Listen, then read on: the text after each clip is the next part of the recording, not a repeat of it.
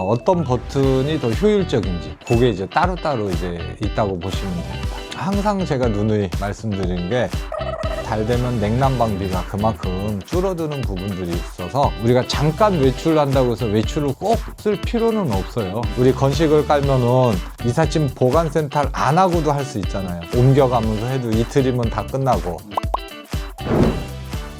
안녕하세요. 정성을 다해서 따뜻함을 전해드리는 쭈난방입니다. 오늘 시간은 우리가 이제 가정에서 보일러를 사용하고 계시는데 어떻게 사용해야 좀 효율적으로 또 난방비도 조금 절약될 수 있는지 그런 방법을 여러분들하고 소통을 해보겠습니다. 대표님 지금 경력이 몇 년 차시죠? 난방만은 14년이고요. 그 전에 인테리어까지 한 15년 했으니까 따져보면은 뭐 20년은 훨씬 넘었습니다.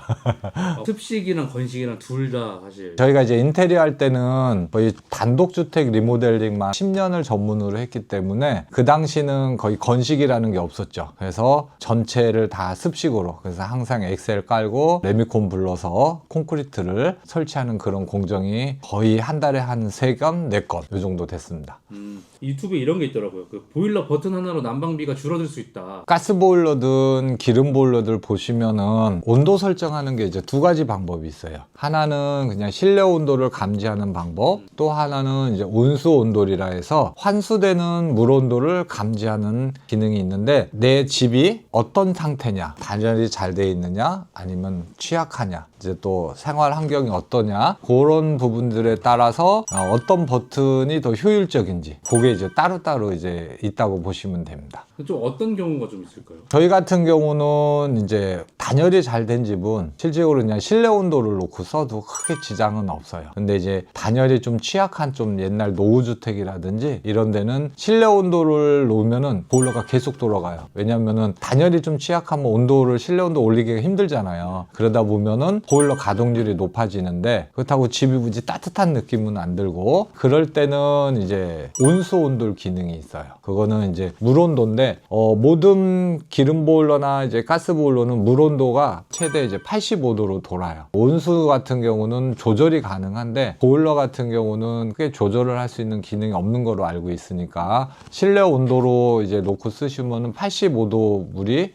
다 들어가서 이제 계속 도는 거죠. 그러면은 이제 보일러에서는 계속 이제 실내 온도를 감지를 하니까 계속 가동이 되는 거고, 습식이나 이제 건식 부분에서 저희는 온수 온돌 기능을 좀 많이 쓰거든요. 그 온수 온돌 기능은 뭐냐면은 기름 보일러 같은 경우는 이제 저탕식이라고 그러는데 물을 85도로 데펴놨다가 순환 모터가 돌리는 구조예요. 가스 보일러 같은 경우는 거의 바로바로 85도로 해가지고 순간적으로 가열해서 내보내는 그런 구조고, 그래서 이제 온수 온돌 기능을 보면은 뭐 물 온도를 85도까지 설정하게 돼 있는데 그거는 뭐냐면은 환수 온도를 측정을 하는 거거든요. 예를 들어서 물 온도를 60도다 놨다 그러면은 처음에 들어갈 땐 85도짜리 물이 들어가서 돌고 나오는 물 온도가 65도가 되면 그때 보일러가 가동이 되는 거죠. 지금 저희 거 보시면은 전기 보일러 있죠. 그거 같은 경우 출수 온도를 기준으로 하는 거거든요. 출수 온도가 뭐 75도냐 80도냐. 근데 이제 보일러 같은 경우는 환수 온도를 측정을 하는 걸로 알고 계시면 됩니다. 그러면 보일러 설정보다는 단열이 좀 더 본질적이라고 보시는 거예요? 항상 제가 누누이 말씀드린 게 단열이 잘 되면 냉난방비가 그만큼 줄어드는 부분들이 있어서 패시브하우스 같은 경우는 이제 거의 단열이 잘 됐기 때문에 실내 온도 변동이 거의 없잖아요. 보일러를 이제 그때는 이제 물 온도로 놓고 쓰니까 어떻게 보면 더 유리할 수도 있어요. 실내 온도로 해서 뭐 25도, 23도 했는데 거의 안 움직이면 보일러 가동이 안 되잖아요. 그러면은 바닥이 좀 차가울 수 있으니까 물 온도를 뭐 45도, 50도 이렇게 약하게 놓고 은은하게 떼면은 바닥도 뭐 그렇게 차가운 느낌도 안 들고 이제 그런 부분들이 있고, 특히 이제 건식 같은 부분들 저희 그때 실험해서 봤을 때는 추결 기능이 좀 적었잖아요. 그래서 보일러를 가동을 멈추면은 바로 이제 바닥 온도가 떨어지는 이제 그런 현상을 보셨듯이 단열이 잘 된 집은 실내 온도는 가동이 안 되는데 바닥이 차갑다는 분들이 많아요. 많아요. 그럴 때는 물 온도로 놓고 쓰는 게 훨씬 더 따뜻하고 에너지도 좀씩 더 절감이 될 수도 있어요. 저희 시골집도 40년 됐으니까 단열이 완전히 취약하잖아요. 실내 온도가 거의 18도 이상 안 올라가요. 그러면은 그거보다 조금 온도 오르면 거의 하루 종일 돌아가잖아요. 저희 이제 아연판을 깔아놨거든요. 바닥은 너무 따뜻한데 위에 공기 너무 차면 불균형이 생기니까, 그래서 지금도 저희는 가가지고 물 온도로 온수 온돌 기능을 사용해서 추운 날은 한 60도, 65도 이렇게 놓고 쓰시니까 더 훈훈하다고 그러시더라고요. 그거를 버튼 어디냐라고 찾으시는 분들도 있던데.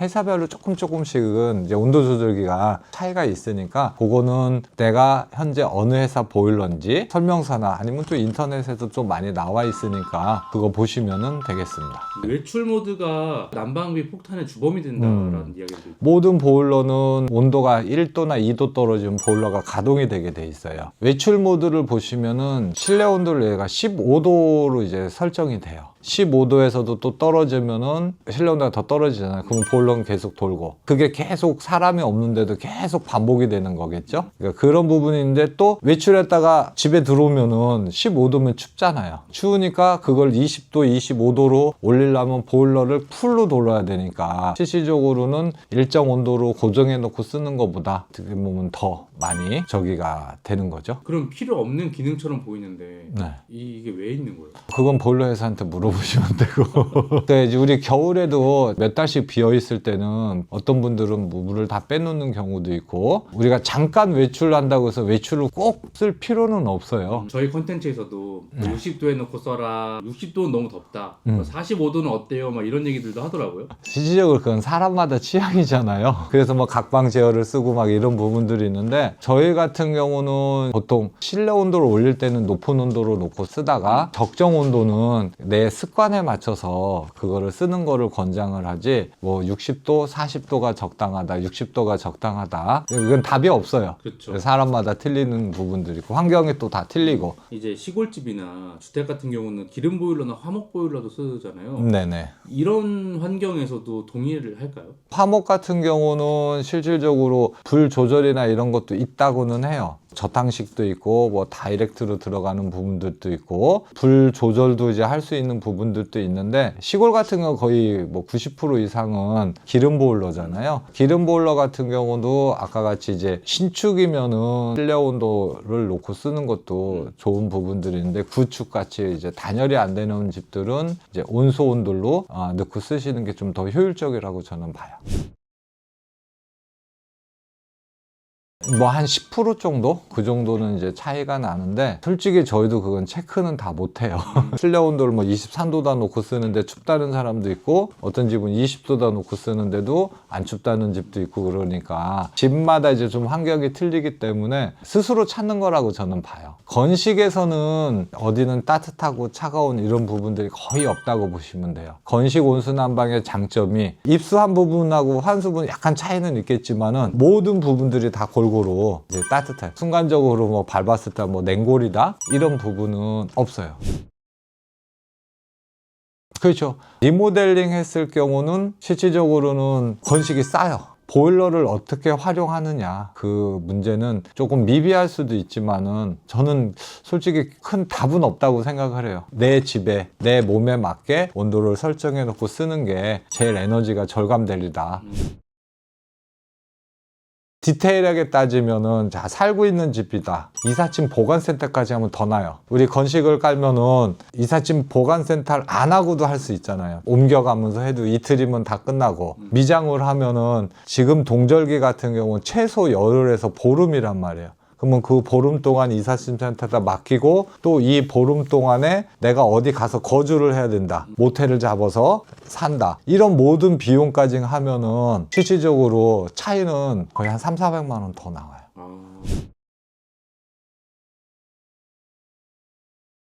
일단은 방에 있는 걸 다 거실로 옮겨요. 그래서 방부터 먼저 깔아요, 난방을. 저희는 이제 마루도 같이 해드리잖아요. 마루까지 다 마감이 끝나요. 첫날은 그렇게 하고 짐을 다 안으로 넣어 놓을 수가 있잖아요. 그러면 다음날은 거실만 해요. 끝나면은 이제 짐은 다시 분리해서 놓으면 되는데, 냉장고 같은 경우는 요즘 양문형 같은 게 있죠. 내부 짐을 다 빼놓으면은 움직일 수 있어요. 어차피 그 냉장고가 그 자리에 들어가는 부분들이라 거기를 먼저 마감을 해놓고 냉장고를 넣어놔요. 에어컨 같은 경우는 스탠드형 같은 경우는 살짝 들릴 수 있으면 그건 아무 상관없고, 깨끗하게 하려면은 에어컨을 철거했다가 다시 하는 방법. 습식으로 하면 어차피 다 철거해야 되는 부분들이니까. 단독주택가는 짐을 빼놓을 수 있다. 날씨 좋은 날을 해가지고 밖에다가 다 빼놓고 그러면 하루면 저희가 끝나잖아요. 하루에 다 끝나고 저녁이라도 짐을 옮겨 놓을 수 있으니까 시간도 절약되고 비용은 좀 더 절약되죠. 왜냐하면 추가 인건비들이 거의 안 들어가니까. 건식 같은 경우는 리모델링 했을 때는 습식하고는 비교가 안 돼요. 저희가 14년 동안 할 수 있는 이유가 그런 모든 부분들을 다 겪었고 완전히 보강을 했기 때문에 지금까지 우리가 회사를 운영하고 계속 또 자신 있게 판매를 하고 있는 이유죠. 그게 이제 문제가 생겼었으면 계속 AS만 다녀야겠죠. 마루를 많이 추천을 해드리는 게 강도 부분도 있고 퀄리티 부분도 있는데 양문형 냉장고나 뭐 이런 거 다 뭐 올려놓든지 끌고 다녀도 큰 지장이 없고, 그 교회 같은 경우는 좀 피아노가 크잖아요. 그런 것도 아무 상관이 없어요. 다 추천을 해요. 지난번에 이제 신촌의 호스텔 거기 전화를 해봤는데 엄청 따뜻하대. 예를 들어 카페도 바닥에 난방이 들어오면 진짜 공기가 더 쾌적해져요. 미용실도 그렇고. 온수난방은 실질적으로 뭐 사무실이 됐든 어디 기숙사가 됐든 어디든지 다 적용이 되는 부분들이라 특별히 이제 뭐 추천을 해드린다 이런 부분들은 없어요. 전기를 싫어하시는 분들은 온수를 확실히 추천을 해드리고, 기숙사냐 이럴 때는 저희들이 전기를 추천을 해드리고, 근데 가정집은 100% 온수난방. 실질적으로 온수난방이 모든 분들이 생각하는 게 더 쾌적하다고 생각을 해요. 평수가 작은 데는 뭐 3평, 2평 이런 때는 전기열선이 훨씬 유리하고, 저희한테 전화를 주시면은 항상 저희들이 추천을 해드려요. 여기는 어떤 게 더 적합하겠습니다. 이런 식으로. 그러니까 부담 가지지 마시고 항상 이제 궁금한 거 있으시면은 전화 주시면 됩니다.